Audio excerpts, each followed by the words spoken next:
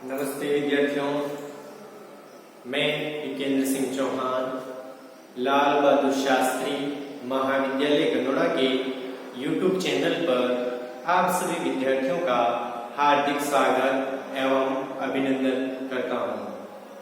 प्यारे विद्यार्थियों, आप पहली बार स्कूल से कॉलेज के अंदर आपने एडमिशन लिया है। स्कूल और कॉलेज में बहुत सारा फर्क होता है। यहाँ की पढ़ाई और स्कूल की पढ़ाई में अंतर नजर आएगा आप लोगों को, क्योंकि स्कूल के अंदर किसी भी टॉपिक को शॉर्ट तरीके से पढ़ाया जाता है या शॉर्ट सिलेबस के अंदर दिया जाता है, तो उसको विस्तृत अध्ययन नहीं कर पाते हैं। लेकिन कॉलेज स्तर पर आप जब आते हो तो उन्हीं टॉपिक को आप विस्तृत अध्ययन यहाँ पर करेंगे। तो मैं आज आपको प्राचीन भारत का इतिहास आदिकाल से लेकर के 750 ईस्वी तक का जो सिलेबस है आपके, वह सिलेबस आज मैं आपको बताने जा रहा हूं। तो आज हम सिलेबस के बारे में अध्ययन करेंगे। इसके बाद में हम टॉपिक अनुसार अध्ययन करेंगे। तो मेरे द्वारा जैसे जैसे सिलेबस बोर्ड पर लिखा जाता है यूनिट वाइज, आप उस सिलेबस को अपनी नोटबुक के अंदर नोट कर लीजिएगा। ठीक है विद्यार्थियों, तो हम शुरू करते हैं हमारी क्लास। और आज हम सिलेबस के बारे में देखेंगे कि प्राचीन भारत का इतिहास, उसका सिलेबस क्या है, कौन कौन से टॉपिकों के बारे में हमें अध्ययन करना है। तो शुरू करते हैं हम। हमारा यूनिट नंबर जो फर्स्ट है, इसका जो पहला टॉपिक है स्रोतों का सर्वेक्षण। स्रोतों का सर्वेक्षण, स्रोतों का सर्वेक्षण, स्रोतों का सर्वेक्षण, स्रोतों का सर्वेक्षण। साहित्य, पुरातात्विक साहित्य,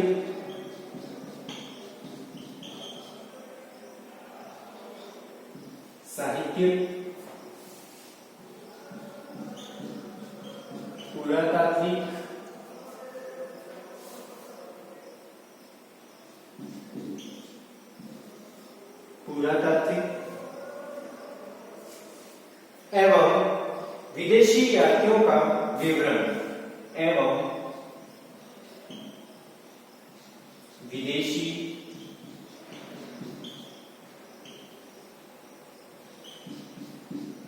यात्रियों का विवरण। ठीक है, ये जो है वो पहला टॉपिक है स्रोतों का सर्वेक्षण, साहित्यिक व पुरातात्विक एवं विदेशी। देखो, साहित्य, पुरातात्विक एवं विदेशी यात्रियों का विवरण। देखो, इसमें क्या होता है कि पुरातात्विक स्रोत जो है, प्राचीन काल में जो स्रोत हमें प्राप्त हुए उन स्रोतों के बारे में देखेंगे। पुरातात्विक यानी कि जमीन के अंदर से जो भी सभ्यताएं हैं, उनके तहत उनको खोद करके जमीन से जो बाहर निकाला है, जो जो हमें औजार प्राप्त हुए हैं, जैसे मिट्टी के हैं, इसके बाद पत्थर के हैं, और जो प्राचीन लकड़ी के हैं, ये सारे के सारे जो औजार प्राप्त हुए हैं उनके बारे में हम देखेंगे कि कौन से काल में कौन सा औजार प्राप्त हुआ, या कौन से काल में अग्नि का आविष्कार हुआ, लोगों का जीवन यापन कैसे करते थे, उसके बारे में हम देखेंगे। इसके बाद में साहित्य के अंदर जो प्राचीन ग्रंथ हैं, उन प्राचीन ग्रंथों के अंदर जो उल्लेख किया गया है उसके बारे में हम इसके अंदर अध्ययन करने वाले हैं। इसके बाद में विदेशी यात्रियों का विवरण। प्राचीन काल में, यानी कि प्राचीन काल से लेकर के 750 ईस्वी तक जितने भी विदेशी यात्री भारत आए थे, उनके भारत आने के बाद में उन्होंने जो अपने ग्रंथ लिखे हैं, उन ग्रंथों के बारे में हम विस्तार से अध्ययन करेंगे इस टॉपिक के अंदर। ठीक है, हमारा जो दूसरा टॉपिक है वो है प्रागैतिहास। प्रागैतिहास, प्रागैतिहास प्रागैतिहास, अवधारणा प्रागैतिहास, अवधारणा प्रागैतिहास, अवधारणा प्रागैतिहास की अवधारणा। इसके बारे में हम इस टॉपिक के अंदर देखने वाले हैं प्रागैतिहासिक काल,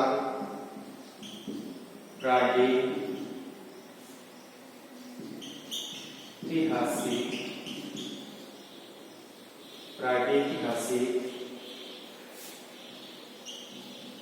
काल में, प्रागैतिहासिक काल में या काल की भूगर्भिक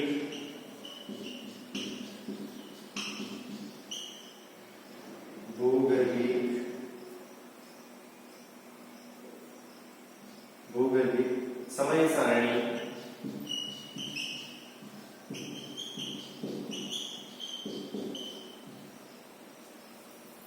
मानव का विकास क्रम, मानव का विकास क्रम, लिखते जाइएगा मेरे साथ साथ में। मानव का विकास क्रम यानी कि मानव की उत्पत्ति कैसे हुई, आदि मानव से सभ्य मानव कैसे बना, कौन कौन से कालों से मानव गुजरा, इसके बारे में देखेंगे। इसके बाद में जो प्रागैतिहासिक काल की जो भूगर्भिक सारणी है, उस भूगर्भिक सारणी के अंदर हम ये देखेंगे कि पृथ्वी कौन कौन से अवस्थाओं से गुजरी, कौन कौन सी अवस्था के अंदर, कौन कौन से काल के अंदर मानव ने क्या क्या आविष्कार किए, मानव किस प्रकार से एक क्या हम कह सकते हैं कि आदि मानव से सभ्य मानव बना।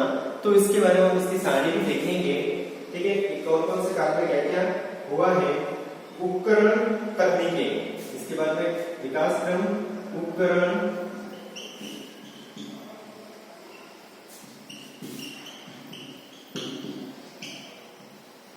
तकनीकें, उपकरण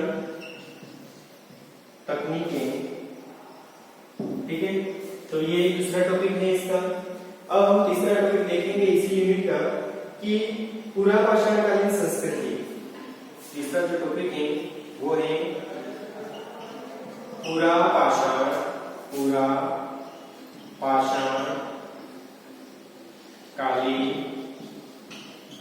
पुरापाषाणकालीन संस्कृति, पुरापाषाणकालीन संस्कृति, ठीक है। इसके बाद में जो चौथा टॉपिक है वो है मध्य पाषाणकालीन संस्कृति, मध्य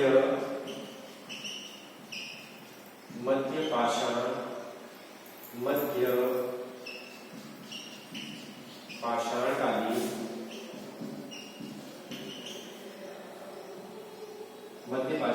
संस्कृति। और पांचवा जो टॉपिक है वो है नवपाषाणकालीन संस्कृति, नवपाषाणकालीन संस्कृति। देखो, तो ये जो आपकी जो फर्स्ट यूनिट है, उस फर्स्ट यूनिट के अंदर क्या क्या है, कौन कौन से टॉपिक हैं, ये 5 टॉपिक हैं। आप ये 5 टॉपिक का स्क्रीनशॉट भी ले सकते हैं। आप अगर मेरे साथ साथ में अपने नोटबुक के अंदर नोट करना चाहते हैं तो नोट भी कर सकते हैं। आप सभी विद्यार्थियों के फर्स्ट पेज पर ये सिलेबस होना चाहिए और सिलेबस के अकॉर्डिंग ही आपको पढ़ना है, ठीक है। अगर आप मार्केट से कोई भी बुक लाते हो, ये सिलेबस देख लेना, इस सिलेबस के अनुसार ही आपको कोई गाइड खरीदनी है मार्केट से, ठीक है, कोई बुक खरीदनी है आपको, अगर अच्छे से पढ़ना है तो, ठीक है। ये सिलेबस है स्रोतों का सर्वेक्षण, साहित्यिक, पुरातात्विक एवं विदेशी यात्रियों का विवरण। दूसरा जो है प्रागैतिहासिक अवधारणा, प्रागैतिहासिक काल में भूगर्भिक समय सारणी, मानव का विकास क्रम, उपकरण तकनीकें। तीसरा जो टॉपिक है वो है पुरापाषाणकालीन संस्कृति। चौथा टॉपिक है मध्य पाषाणकालीन संस्कृति, नवपाषाणकालीन संस्कृति। ये जो है वो काल में जो पाषाण काल है, उस पाषाण काल को 3 भागों में बांटा गया है। इन 3 पाषाण कालों के अंदर मानव किस प्रकार से मानव ने विकास किया, मानव ने कौन कौन से उपकरणों का उपयोग किया, मानव ने किस प्रकार से अपना जीवन यापन किया, इसके बारे में इसके अंदर हम अध्ययन करेंगे। ठीक है, आप नोट कर लीजिए ताकि हम आगे बढ़े। अब हम इकाई नंबर जो सेकंड है उसके बारे में देखेंगे। ठीक है, तो आप सभी विद्यार्थी, आप लोगों ने जिन्होंने इतिहास विषय का चयन किया है बीए के अंदर, आपने उन सभी विद्यार्थियों का मैं हार्दिक स्वागत एवं अभिनंदन करता हूं। मुझे बहुत अच्छा महसूस हुआ या मुझे बहुत अच्छा लगा कि आपने इतिहास विषय का चयन किया। देखो, इतिहास विषय एक बहुत ही अच्छा विषय है। इसको पढ़ने के अंदर उतना ही आनंद आता है जितना आप अपने, देखो इतिहास को पढ़ना है तो मन से पढ़ना है।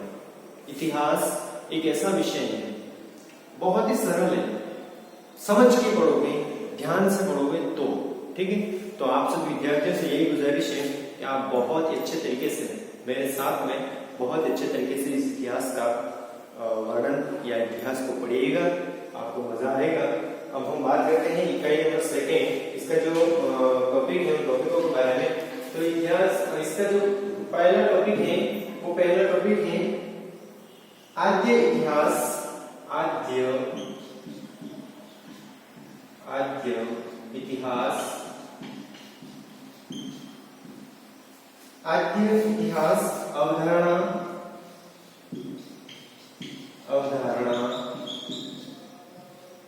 आद्य इतिहास अवधारणा, हड़प्पा सभ्यता, हड़प्पा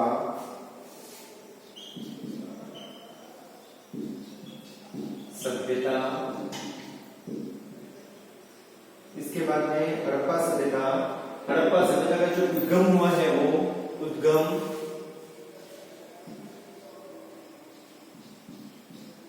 हड़प्पा सभ्यता का उद्गम, नामकरण। देखो, हड़प्पा सभ्यता में हड़प्पा नामक स्थान पर सर्वप्रथम खोजे जाने के कारण इसको हड़प्पा सभ्यता कहते हैं। हड़प्पा सभ्यता का नामकरण, तो हड़प्पा सभ्यता को अलग अलग नामों से जाना जाता है। कांस्य सभ्यता भी कहते हैं, सिंधु घाटी सभ्यता भी कहते हैं इसको। ठीक है, सरस्वती दृश्यवती सभ्यता भी कहते हैं इसे। तो इसके अलग अलग नाम हैं, वो अलग अलग नाम क्यों पड़े इसके बारे में जब हम ये टॉपिक पढ़ेंगे तो विस्तार से इसके अंदर अध्ययन करेंगे। ठीक है, तो आप सिलेबस को नोट कीजिए। नामकरण, विस्तार, हड़प्पा सभ्यता का विस्तार। जो हड़प्पा जो सभ्यता है वो कितने देशों के अंदर फैली हुई है? 3 देशों के अंदर फैली हुई है, हमारा भारत, पाकिस्तान और अफगानिस्तान। इन 3 देशों के अंदर इसका विस्तार है। ठीक है, और लगभग अगर वर्तमान समय के अंदर गिने तो 15 लाख वर्ग किलोमीटर के अंदर फैली हुई है। इसके बाद में है नगर नियोजन। नगर नियोजन एक सुव्यवस्थित यहाँ पर नगर हमें प्राप्त हुए हैं। यह नगरीय सभ्यता भी इसको कहा जाता है, इसका एक नाम नगरीय सभ्यता भी है, क्योंकि यहाँ पर हम कह सकते हैं कि यह जो नगर थे वह एक व्यवस्थित समकोण पर सड़कें काटती थी। समकोण पर सड़कें एक दूसरे को काटती थी 90 डिग्री के कोण पर। ठीक है, इसके बाद में यहाँ पर हमें अन्नागार के भंडार मिले हैं। इसके बाद में स्नानागार मिले हैं। यहाँ से हमें यहाँ के जो मकान के दरवाजे थे वो मुख्य सड़क की ओर ना खुल के मुख्य सड़क के विपरीत दिशा के अंदर खुलते थे। तो इस प्रकार से बहुत ही सुव्यवस्थित तरीके से यहाँ पर नगर नियोजन या नगर प्राप्त हुए हैं। 2-2 मंजिला यहाँ से मकान भी प्राप्त हुए हैं। मकान के अंदर शौचालय की भी व्यवस्था थी। इसके बाद में राजनीतिक संगठन। देखो यहाँ पर राजनीतिक संगठन, तो राजनीतिक संगठन यहाँ पर किसी भी शासक के होने के कोई प्रमाण प्राप्त नहीं हुए। तो राजनीतिक संगठन यहाँ पर किसी भी शासक के होने के प्रमाण नहीं मिले, लेकिन यहाँ पर दुर्ग मिलेंगे, टीला मिला है। ठीक है, और एक गढ़ी, मतलब टीला जिसके चारों ओर मतलब उसको अलग अलग स्तरों पर 2 से 3 स्तरों पर विभाजन किया गया था, इसलिए यहाँ पर राजनीतिक संगठन। इसके बाद में आर्थिक संगठन। अर्थव्यवस्था कैसी थी यहाँ की? आर्थिक संगठन। आर्थिक संगठन। इसके बाद में धार्मिक विश्वास, यहाँ के लोग किन किन देवताओं के अंदर विश्वास करते थे, तो धार्मिक विश्वास। देखो धार्मिक विश्वास के अंदर यहाँ के जो मात्र सत्तात्मक व्यवस्था थी, यहाँ पर यह जो सभ्यता थी वो मात्र सत्तात्मक थी, यानी कि यहाँ पर नारियों की पूजा की जाती थी।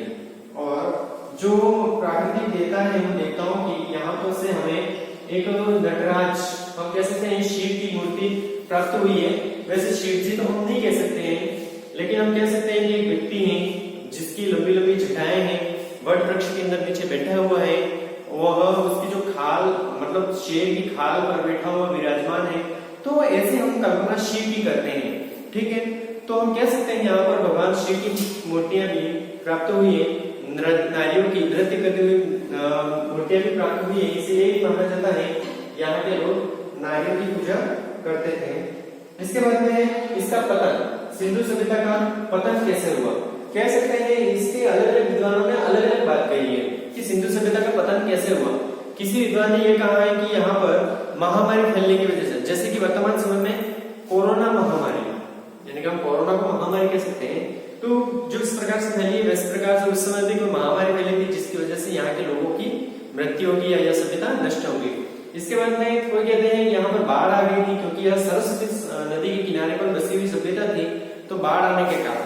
कोई कहता है कि नदियों के सूखने के कारण। इसके बाद में कोई कहता है भूकंप आने के कारण यहाँ की सभ्यता नष्ट हो गई। तो किन किन ने क्या क्या कहा है इसके बारे में जब हम ये टॉपिक पढ़ेंगे तो विस्तार से अध्ययन करेंगे। इसके बाद में जो दूसरा टॉपिक है वो है सिंधु सभ्यता के क्षेत्र के बाहर, सिंधु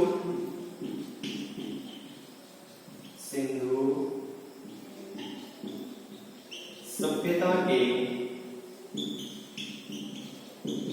बाहर, सिंधु सभ्यता के बाहर नवपाषाणकालीन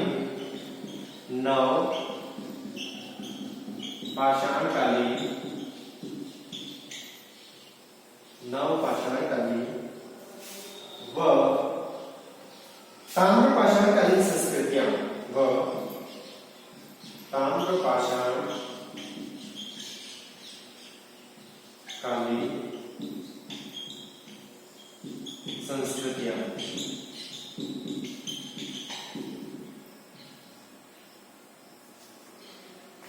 ठीक है। तीसरा जो टॉपिक है वो है वैदिक संस्कृति,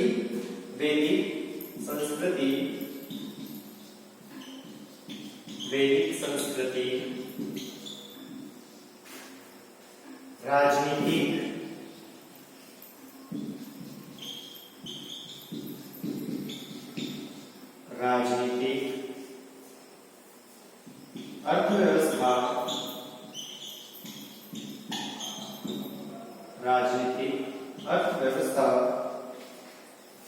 समाज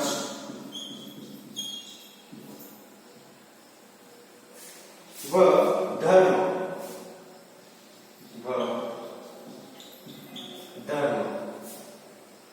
इसके बाद में 16 महाजनपद का उदय। चौथा जो टॉपिक है वो है 16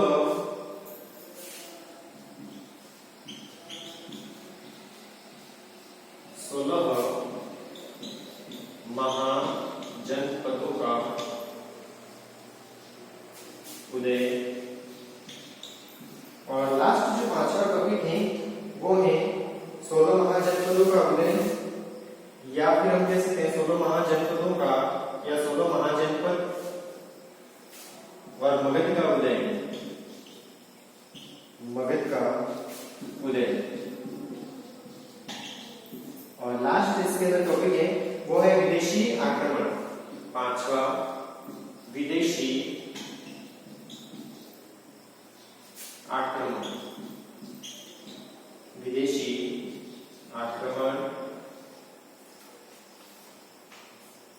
व उसका प्रभाव,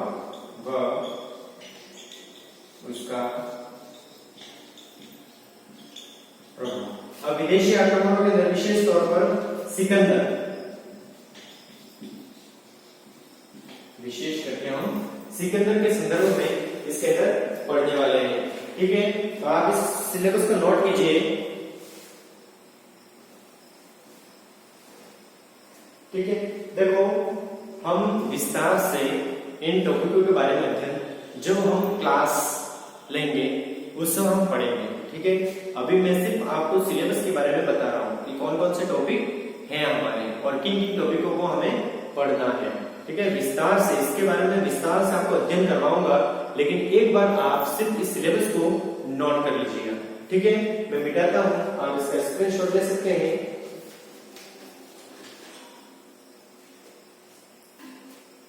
इसके बाद हम जो तीसरी यूनिट है उस तीसरी यूनिट के बारे में देखेंगे कि तीसरी यूनिट के अंदर कौन कौन से टॉपिक हैं, किन किन टॉपिकों को हमें पढ़ना है इसके बारे में। तो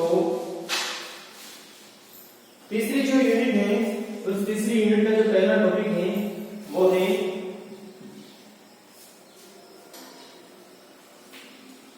धार्मिक आंदोलन का युग। धार्मिक आंदोलन का युग, धार्मिक आंदोलनों का, धार्मिक आंदोलनों का, धार्मिक आंदोलनों का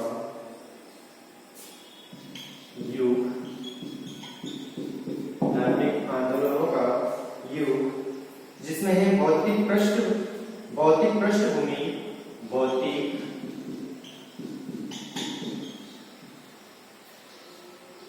पृष्ठभूमि,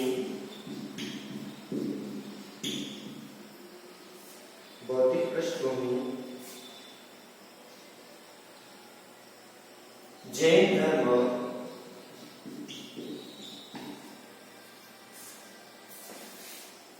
जैन धर्म व बौद्ध धर्म, जैन धर्म व बौद्ध धर्म। ठीक है, इस टॉपिक के अंदर हम धार्मिक आंदोलन का जो युग है उस युग के बारे में, और उसके अंदर हम जैन धर्म की स्थापना किसने की थी, जैन धर्म का उत्कर्ष कैसे हुआ, जैन धर्म का पतन कैसे हुआ, इसके बाद बौद्ध धर्म के बारे में देखेंगे कि बौद्ध धर्म का उदय कैसे हुआ और अंत कैसे हुआ। ठीक है, इसके बाद जो दूसरा टॉपिक है आपका वो है मौर्य युग, स्त्रोत प्रशासनिक मौर्य युग। दूसरा जो टॉपिक है वो है मौर्य युग, मौर्य युग, स्त्रोत, मौर्य युग के स्त्रोत, मौर्य युग स्त्रोत, प्रशासनिक तंत्र, प्रशासनिक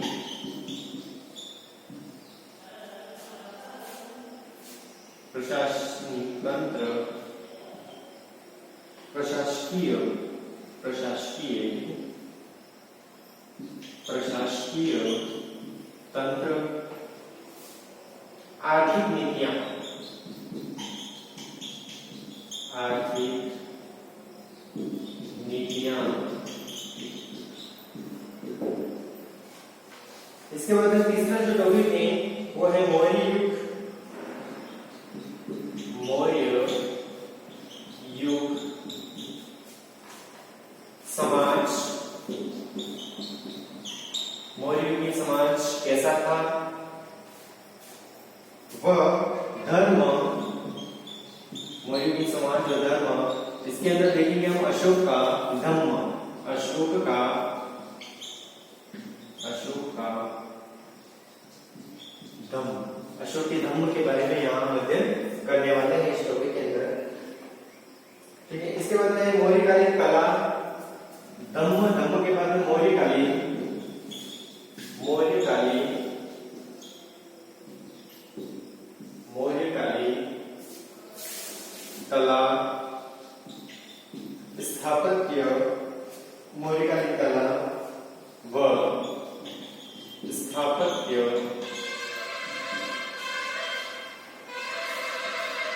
साम्राज्य का पतन, साम्राज्य का,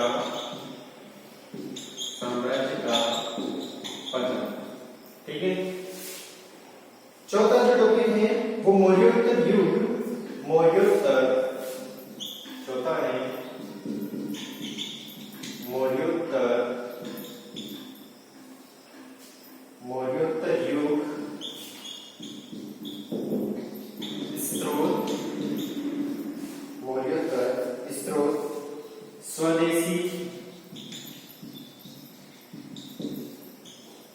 स्वदेशी स्थानीय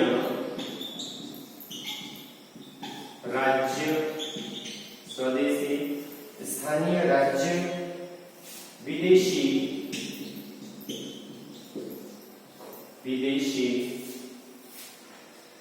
शक्तियां,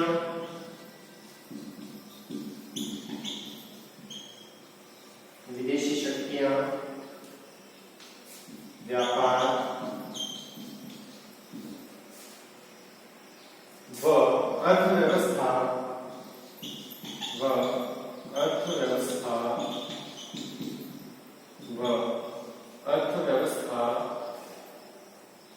आर्थिक संगठन,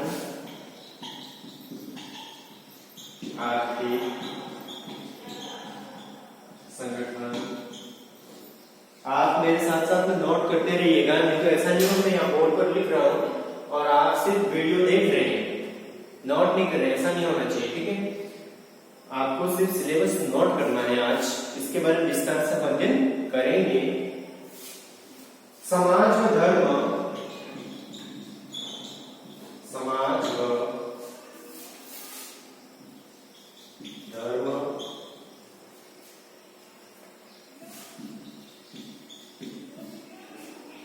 कला व स्थापत्य,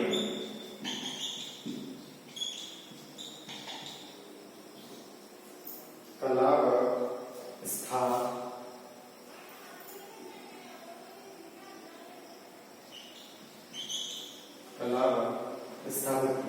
ठीक है, तो जो तीसरी यूनिट है, इस तीसरी यूनिट के अंदर ये 4 टॉपिक हैं। इन 4 टॉपिक के बारे में हमें विस्तार से अध्ययन करना है। आप इस सिलेबस को स्क्रीनशॉट ले सकते हैं, आप इसको नोट कीजिए। अगर आप स्क्रीनशॉट नहीं ले रहे हैं या नहीं ले पा रहे हैं तो आप वीडियो को बैक कर लीजिए, इसके बाद में आप इसको नोट कर लीजिएगा। ठीक है, अब हम बढ़ते हैं इकाई नंबर 4 के अंदर। ठीक है, तो आप इसको नोट कर लीजिएगा।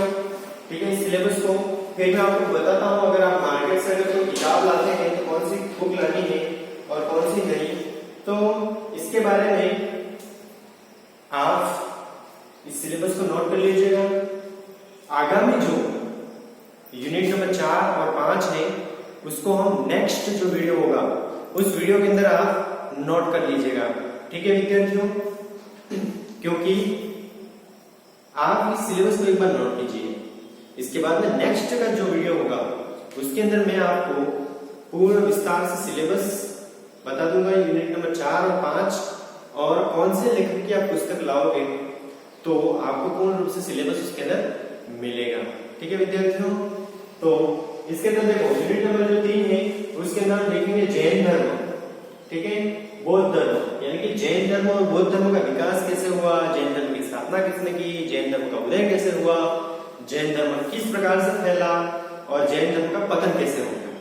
इसके बाद हम देखेंगे कि बौद्ध धर्म का उदय कैसे हुआ, बौद्ध धर्म कैसे फैला, बौद्ध धर्म का पतन कैसे हुआ।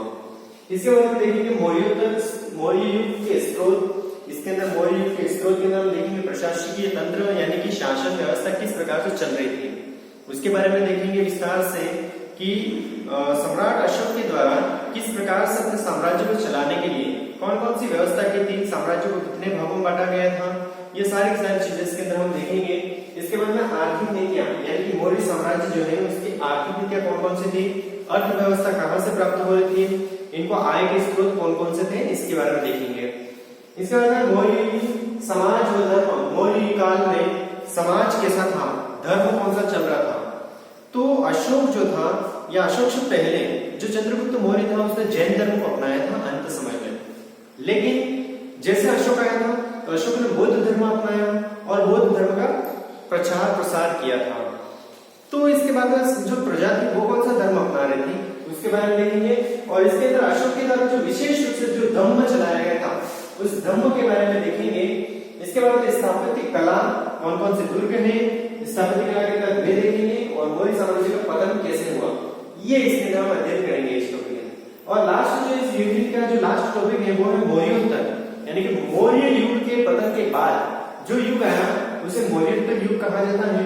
इस युग के स्रोत कौन कौन से हैं, स्वदेशी और स्थानीय राज्य कौन कौन से प्राचीन राज्यों के बारे में देखेंगे, विदेशी शक्तियां कौन कौन सी आई थी, कौन कौन से व्यक्तियों ने आक्रमण किया था, इसके बारे में देखेंगे, व्यापार कैसा था, अर्थव्यवस्था कैसी थी, आर्थिक संगठन कैसा था, समाज, धर्म, कला व स्थापत्य, इनके बारे में विस्तार से इसके अंदर हम अध्ययन करेंगे विद्यार्थियों।